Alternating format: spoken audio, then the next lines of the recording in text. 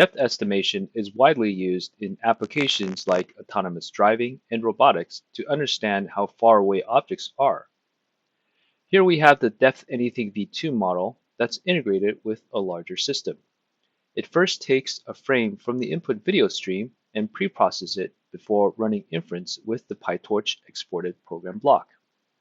The output is then post-processed and displayed as a depth map. As you can see, the Depth Anything V2 model is a large network with many layers.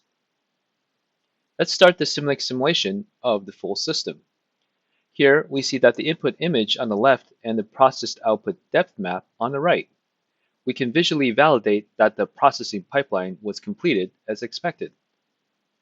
Once we're happy with the results, we can generate standalone C, C++, or CUDA source code directly from the same Simulink model that we just used for simulation. The generated code includes the pre-processing and post-processing logic along with a deep learning network. Let's quickly look through the code. On the first pass through the network, it loads the network weights from the bin files into memory. The generated code then prepares the normalized image tensor and runs the initial patch embedding convolution.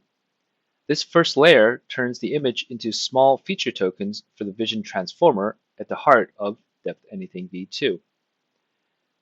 These tokens flow through the transformer encoder and decoder to produce the final dense depth map. The generated code can then be deployed to the hardware of your choice, or perhaps integrated into a larger codebase for your specific application. As you just saw, this workflow enables you to integrate PyTorch models into Simulink, validate them using system-level simulation, and generate standalone source code, all from the same Simulink model.